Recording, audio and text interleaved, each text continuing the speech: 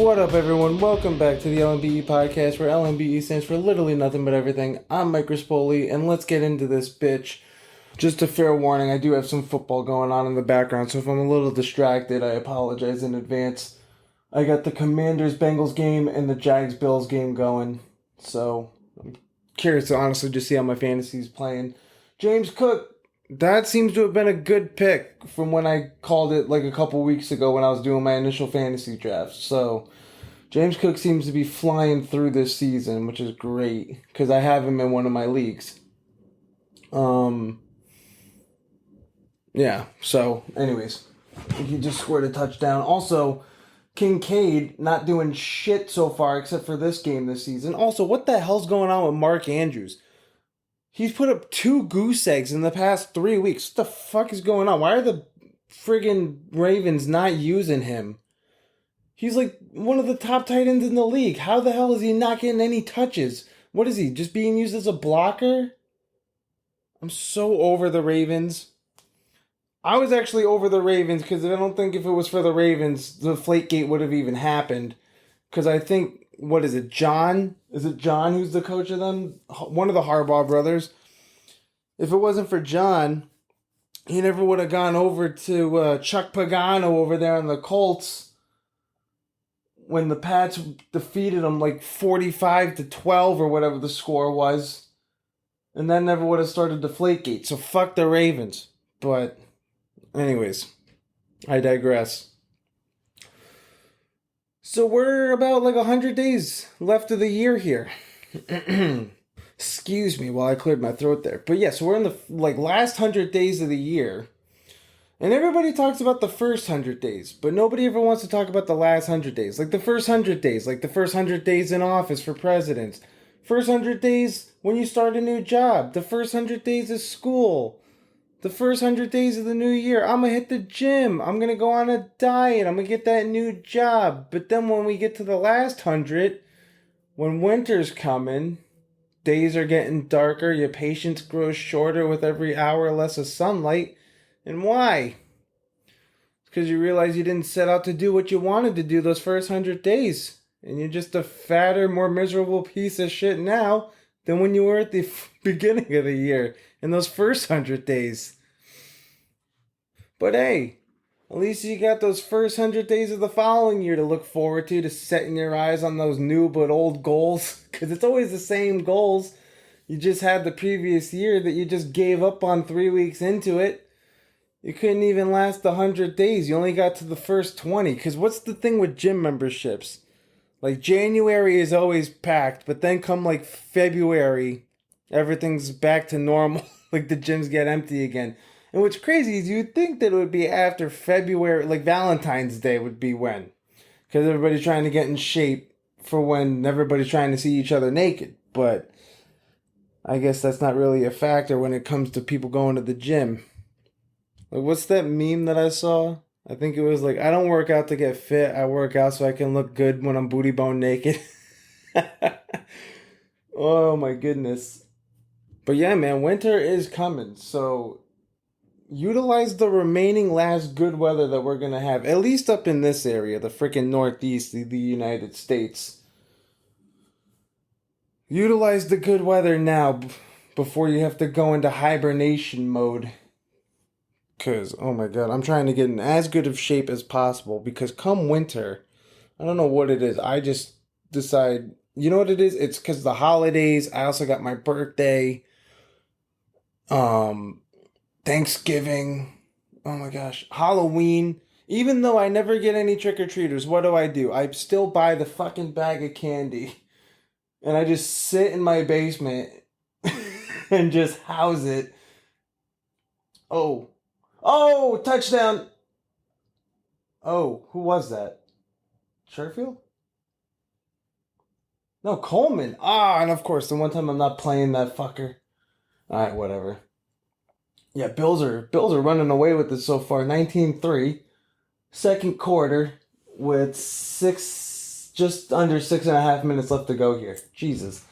Dude, the Jaguars just look freaking pathetic. Oh, and I lost my friggin' survivor pool last week. Oh my god. I would have thought that the Panthers would have been a good pick against. I picked the Raiders to go against the Panthers. And all of a sudden, what I'm realizing is I think Bryce Young was actually the friggin' problem because Andy Dalton, once a starter, now a backup, gets the call, comes into the game, starts acting like a big dick in a locker room, just starts slinging it. I have no idea. And it's the same team. It's not like they got any new receivers. It's not like the O-line wasn't the same O-line this game as it was the past 2 weeks. No. It's just because Bryce Young has no experience. They should have let Andy start the season. And I think that's what the Patriots are doing. The Patriots, they got Brissett. He's not really that mediocre of a starter. I mean, he hasn't been playing too bad unless you watch that friggin' Jets game. It's like he's never played a friggin' game of football in his life. But also, you know what? In defense of that, the dude was also running for his life the whole time. I mean, the freaking Patriots O-line. It was as much shit as I want to give Mac Jones, it was the death of his career as a Patriot, those 4 years, or 3 years, however the hell long he played for with the Patriots. And I think if the Patriots want to start rebuilding, they need to start going after, they need a wide receiver one. And I think that's part of the reason why Brandon Ayuk did not come over is because he realized that the Patriots right now just seems to be like an organization where skill players just end up going to die. So Brandon Ayuk didn't want to come over because he even said, he was just like, yeah, it's not just about the money. He wants to win games, and the Patriots are not going to win games because games are also won in the trenches, and that Patriots offense and defensive line just truly needs some work. But what's really wild to me is that even with how the game has been progressing, have you guys seen this? Where this is the least amount of passing yards so far within the first 3 weeks of a season than I think in the past 5 years or something crazy? For all teams combined, which is nuts because it's a passing league. But yeah, going back to the Patriots-Jets game, let's talk about that for a bit. So, Brissett was running around for his life. And, I mean, they have no receivers. None of the guys that we have can get space. Plus, I said it, I think, in week 1. If the Patriots just constantly try to keep settling for field goals, they're not going to win games. That's what happened against Seattle. And then against the Jets, they only scored 3 points.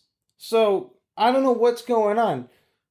And, I mean, granted, the offensive line, I think they were missing a couple guys. And then, I think Jawan Bentley, I think he's out for the season, I think I saw. Or maybe he's out for a few weeks. I don't know what's going on with the Patriots. But they got hit with some of the injury bug. But I'm curious to know when they're going to start Drake May. Because I think teams have now started to adapt to the fact of what the Packers did. I mean, look at Aaron Rodgers. He came into the league. I think he sat behind Favre for 3 years. And then Jordan Love sat behind Rodgers for 3 years. You got to allow your quarterbacks to just have some time to develop here because they come out of college. They're not used to the freaking speed of the NFL. They're not used to the same defensive schemes that go on. You got to let them learn. And now we see that with Bryce Young. You see that with Mac Jones. And granted, both really bad examples because they're both Alabama quarterbacks. And Alabama quarterbacks, interception. Let's go, Bills. Hitting that ball off the Cooks. Let's fucking go here, guys. Alabama quarterbacks just do not translate well to the NFL. It's just a recurring thing. I don't know why, but that just seems to be the common going. I think it's because Saban, for all those years, was more defensive-minded, kind of run-heavy. Didn't Derrick Henry come out of Alabama? Wasn't he on that team where Alabama missed that field goal and Auburn won the game? Wasn't that year? Didn't Henry come out of that season? I have no idea. Or wasn't he on that team at least? I don't know. I don't really watch college. But you just don't... Even looking at what's his nuts there on the Bears. Caleb Williams. I think they had that fucker throw the ball 50 times in that game. If it wasn't for the fact that the Bears defense was so good, they would have nothing to ride home about. And you also can't blame Caleb Williams for such bad play because his offensive line is just god awful. Did anybody watch that game on Sunday? I don't know what down it was. It was definitely like a fourth down or something. They were trying to go for the score. They were on the goal line. I think they were just going to do a pitch to the running back. It was like all of the linemen were on one side of the field and all the defensive linemen were just rushing the hell out of him and he had nowhere to go. And it's kind of like, and then you see what's going on with Justin Fields on the Steelers, and he's actually looking pretty good. So maybe it's actually not the quarterback play. Maybe it's just the fact that the Bears were a dog shit organization when it comes to their quarterbacks. But after that Houston game, even CJ Stroud, he was just like, dude, you just got to learn some fundamentals. You'll be good. Like, I think that's what he pretty much said during the mic'd up moment. So there is stuff to like about Caleb. I just think he kind of holds on to the ball too long. I think he just tries to force plays. He tries to extend plays that aren't there, and I think he ends up paying the price for it. He just gets hit way too much. But I think they had him throw the ball 50 times, which is nuts. You should never have like your rookie quarterback. It's only his third friggin' game. You're having him throw the ball 30 times or 50 times. That's crazy. You can't run the ball once. Let's put this in perspective here. Even Brady, I think there was only 2 times where he threw over 60 times in a game. And we're talking Brady here. One of them is in 2012 against the Niners, I want to say. And then another time was actually in that game against Dallas, in the wild card game when he was on Tampa. Well, when was that? Was that a year or two ago? That was 2 years ago. I think he threw the ball like 66 times because he had absolutely no run game. So it's like, okay, well, if you can't run the ball, what else are you going to do here? You got to throw it. But to have your rookie quarterback throw the ball 50 times, that honestly just seems like irresponsible as a coach. But I think that's also why, going all the way back to why the Patriots picked up Brissett, because he's a veteran player. They want Drake May to kind of learn some of the system here. And despite how bad that Patriots defense or that Patriots offensive line is, Jacoby is kind of a game manager. I mean, the dude in those first 2 games did not make a mistake. He did not throw an interception. Granted, there were a couple close calls. Turns out that the defenders just didn't make the catch, but didn't count as an interception. He would make the right play. If he didn't see something, he wouldn't force it. He would just make the check down. The Jets also have like a top 5 defense in the league. And is that Chase? No, that was Higgins. And Higgins just friggin' fumbled. Oh! Wow, that sucked. Oh, no. No, they didn't. I think, did they call that? What did they call that? I don't know. All of a sudden now they're saying it's 2nd and 11. Did I miss something here? Buffalo just friggin' scored again. Oh, no, they didn't. He dropped the ball. Wow. I'm just looking. That would have been a friggin' dime to Cooks if he could have held on. Jesus. Wow, I'm just watching these games at the wrong time. But yeah, no, the Patriots had to go up against like a top 5 defense up against the Jets with receivers that can't get any friggin' space. And the offensive line had some holes in it because they couldn't run the friggin' ball. So Stevenson couldn't really do much. And then it was just punt city. And all of a sudden, Rodgers looked like he was back to true form, just literally running all over the friggin' field.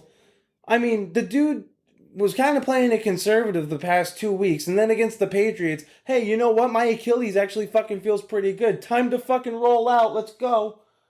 Oh my gosh. I didn't really like Rodgers before. And now the fact that he's on a team within the Pats division, it kind of makes me dislike him even more. Which kind of it was unfortunate because the dude's a great talent. But you know what? I kind of felt the same way about Breeze. As much as I loved Drew Brees growing up watching him, ever since that whole Bountygate thing with the Saints, I think that was in 2009 or 2010, whenever that Colts Saints Super Bowl was, that was the Bountygate year. And ever since then, I was just like, you know what? The Saints can go fuck themselves. Football's already a violent sport. You should not be targeting people on the other side. That should, honestly, I think that Sean Payton from that alone should have just been because he knew about it. Don't tell me that he didn't fucking know what was going on. He's in charge of his players as the head coach. He knew exactly what was going on. And the dude only got suspended for a year for a year, purposely putting guys in actual danger by targeting them specifically. If honestly, if it wasn't for Bountygate, I swear to God, I think that Minnesota team with Brett Favre probably goes to the friggin' Super Bowl. So that's honest. And you know what? I'm so glad. You know what sucks is they ended up friggin' winning that Super Bowl. They should have taken that Super Bowl away. But you know what? As a Pats fan, I can't really say shit. Because then with Spygate, Deflategate, what am I going to say? They should take those away? Absolutely not. Hell no. I'm not taking away those trophies. But actually, how long into this am I? Oh my gosh, I'm like 16 minutes into this friggin' podcast. I really talked about nothing except football. I am so sorry if y'all ain't football fans. All right, what else happened this weekend? I literally had. Oh, you know why? You know why I'm kind of distraught this week? I ended up getting that freaking tattoo. So I gotta say, I gave the tattoo artist some shit because he canceled out on me last week. I gotta say, the dude did fantastic work. Once this thing is officially healed, I have it unwrapped now, but it's still a little red. It hasn't started peeling yet. So once this thing is officially healed, I'll post it on my Instagram. So that way you guys can all see it. I did share something on my personal Instagram where the shop itself was taking videos while the guy was tattooing me.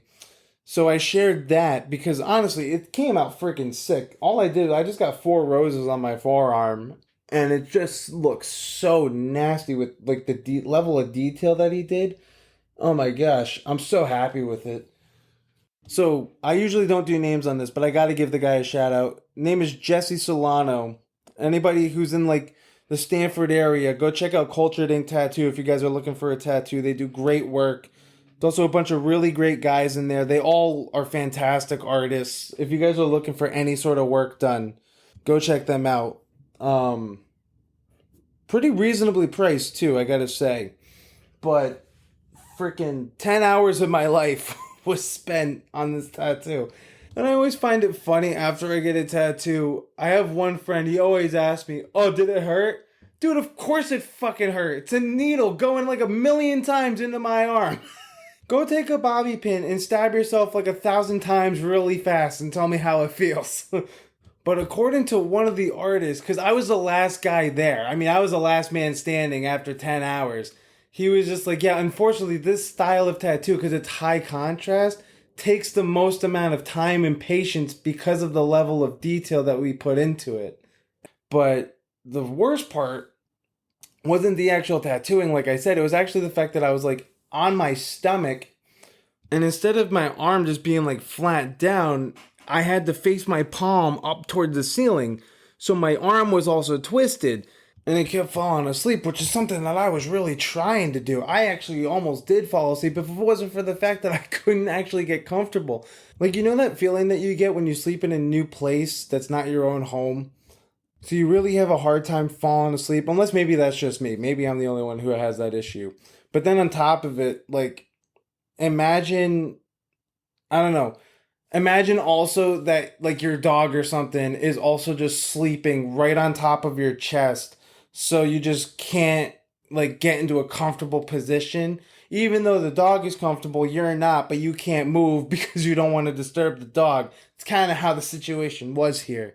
But that was actually the most uncomfortable part. The tattooing itself was not that bad. The only part that was kind of bad was when he went up by my elbow, which obviously makes sense. There's not a lot of skin there.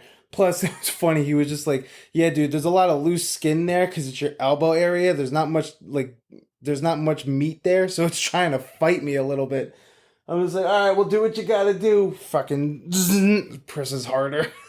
Like um. So yeah, so I know that now.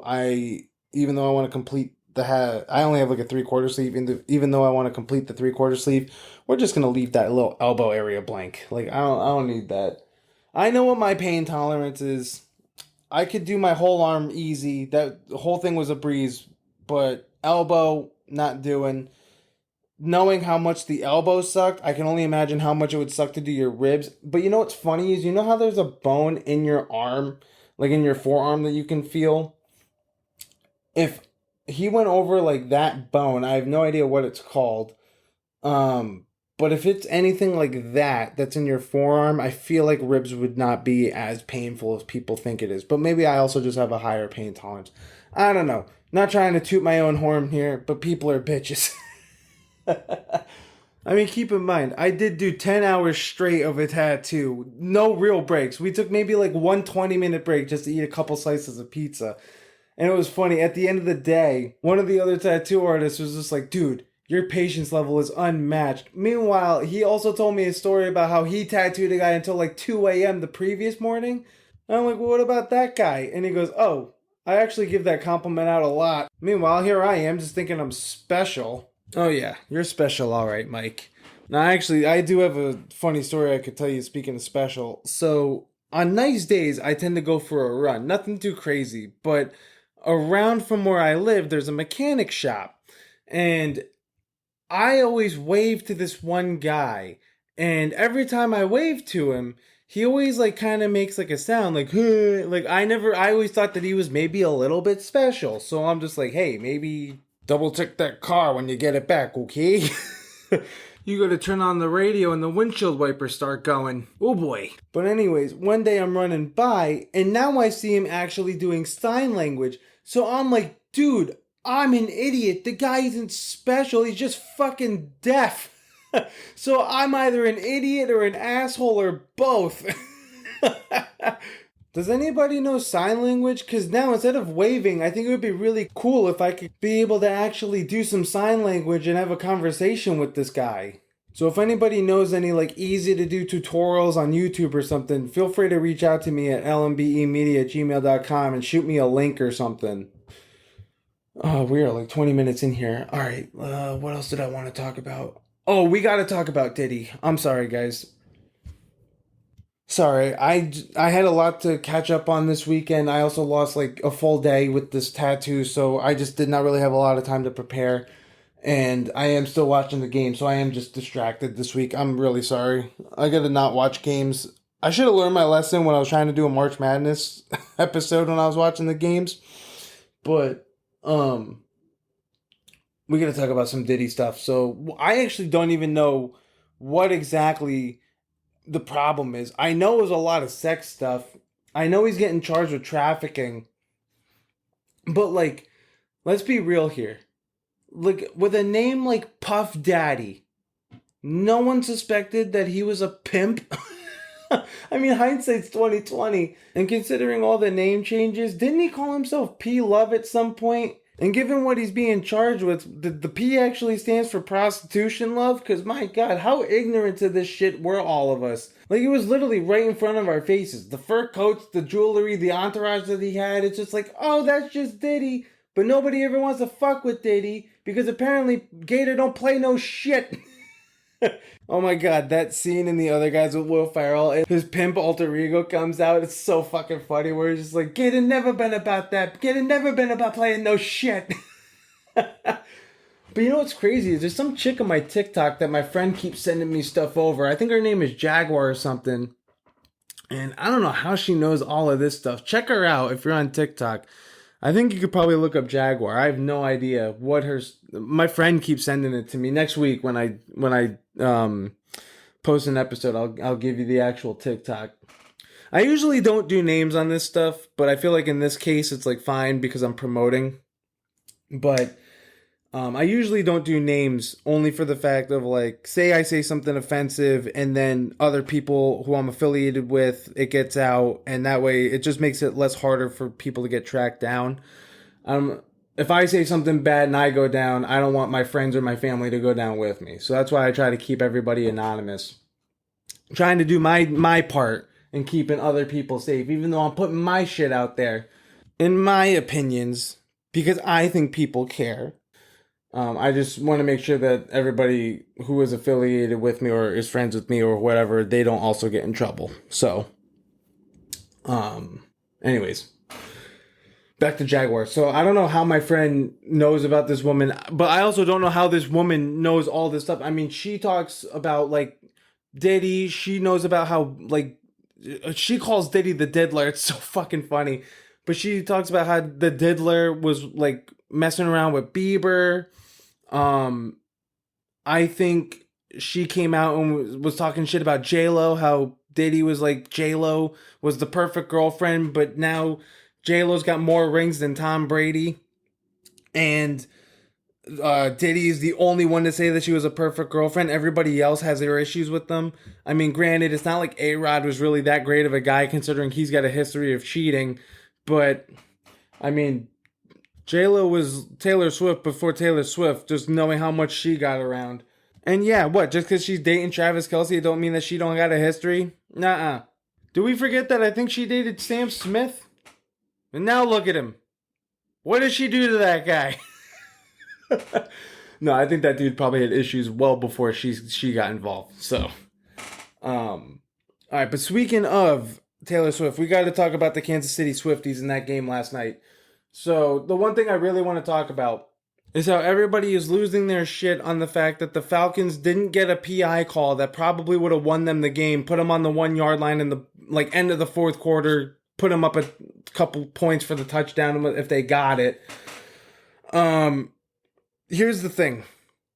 Going down, because this was actually the first Chiefs game that I actually was able to watch this season, and it ended up being a great game. I think Kirk Cousins looked the best that he looked all season so far from what I'd seen. But that last drive that the Falcons were on, the Falcons got literally every other call that went their way. Now, the problem that I have is during that drive, there were a couple of questionable calls that the refs made where there should have been maybe a no call. Really was kind of like a ticky-tack foul that the Falcons got. And I think what ends up happening is when refs make those stupid or bad calls, what they do is when there's a big call that they could make, they don't call it to make up for all the bad calls that they did make. And I think this goes both ways. If there's a bunch of calls that should have been made and they don't, then they'll call something ticky-tack that will make up for the lack of a call that wasn't made. And I think we saw that happen with the Chiefs-Bengals in the week prior, where that pass interference, yeah, was it pass interference? Sure. Could both the players have made a play on the ball? Sure. I think that was a ticky-tack pass interference call. I think the problem is those fouls always end up coming up late for the Chiefs, and I think that's where people are like, oh, the Chiefs always get the call. I think it just always ends up happening that way. But also, even with that no call pass interference against the Falcons, the Falcons still had a chance to win the freaking game. They just blew it harder than Diddy. For what, 4th and short? They were going to run the ball. They run the ball left. Everybody and their mother knew that they were going to run the ball. What they should have done, probably, stack up the line, go play action, fake the run, kind of throw it over the top. At least try to get the first down. You didn't necessarily have to go for the touchdown because you had some time left in the game. I think they also had a couple timeouts.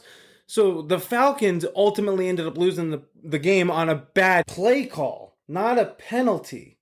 Steve Spagnuolo's defense ended up making just a great play. I mean, that linebacker, whoever the fuck it was, just shot the gap and the running back just got smacked. But I think it was a stupid call. 4th and 2. The way that defense was playing all game, I didn't think that they were going to get it on a run anyway. I think they had a better shot at trying to just throw a short one. But Chiefs still ultimately ended up winning. I also think that the storyline with the game is going to be Travis Kelce. The fact that he just did not really have that much of an impact during the game. But Mahomes came out afterward and said, hey, they have just been doing a really good job of containing him. I just can't get him the ball. So I think we're going to continuously see that storyline where is Travis done? Should Travis retire? I don't think so. I mean, we saw what he was able to do in preseason. Dude looks still pretty good. I think players now are just trying to take away, or defenses now are just trying to take away Travis, just because even though he's a tight end, he's really not a tight end. He's just a big-ass wide receiver that just is able to go anywhere on the friggin' field because Andy Reid trusts him to do so. I mean, Andy Reid came up initially as a tight ends coach from what I know. So I think he just trusts Travis to make a play. And I think defenses now are just locking down Travis as if he's like a number one target because he is, and they're just trying to take away one less weapon that Mahomes can use to work with. So I don't necessarily think Travis is washed. I just think that people are just learning how to contain him a little bit better. But again, my main issue with the Chiefs is the fact that that right guard just does not line up on the line of scrimmage as a lineman. He's always like a few steps back. I don't understand how that's not like a motion or some sort of a shift penalty. Like, it's got to be something. It's not right. And I will say, the right guard, I didn't see him false start, but I did see him like kind of move his leg a few times. I'm like, that should technically still be. I didn't think a lineman was able to move at all once they're on the line. So there's something with that just drives me absolutely crazy, because if that was any other fucking team, I can guarantee you that that would be called as a penalty. But that's where I think, because it's the Chiefs, they're going to get that call. So that's really my only critique. I don't think that the Chiefs neither won nor lost the game on a penalty. I think it just ultimately, because of the fact that Atlanta just made a boneheaded play where they just decided to run the ball, I think that ultimately ended up losing them the game. But I would not be surprised if we see the Falcons a little bit later on in the season, at least with a wild card, because they look pretty good. Honestly, the whole NFC South looks more decent than I thought they would. Hell, even with Dalton at the helm, the Panthers look like they could have a shot. So who the hell knows? I mean, it's still early in the season. I don't want to get my hopes up too much. I mean, what the fuck do I know? I just lost my survivor pool because I ended up taking the friggin' Raiders over the Panthers. I wonder how many people took that game. But all right, speaking of, I kind of want to get back to watching these games, so I'm going to let you go because I've also run my app now for 30 minutes. I kind of lost track of time here. All right, guys, that does it for me. If you guys enjoyed this, please share it with a friend. Like, comment, subscribe. Give me that 5-star rating if you'd be so kind. If you guys want to reach out, you can reach out to me at lnbemedia@gmail.com. You can also find me on my Instagram and my TikTok at the LNBE Pod if you guys want to check those out. And I just also want to say that I truly do appreciate all the support that you guys give. If you guys could please just kind of help share it, write in, let me know what you guys are thinking. That would be so greatly appreciated. And with that, I hope you all have a fantastic week ahead, and I will catch up with you next Tuesday. Thanks for listening.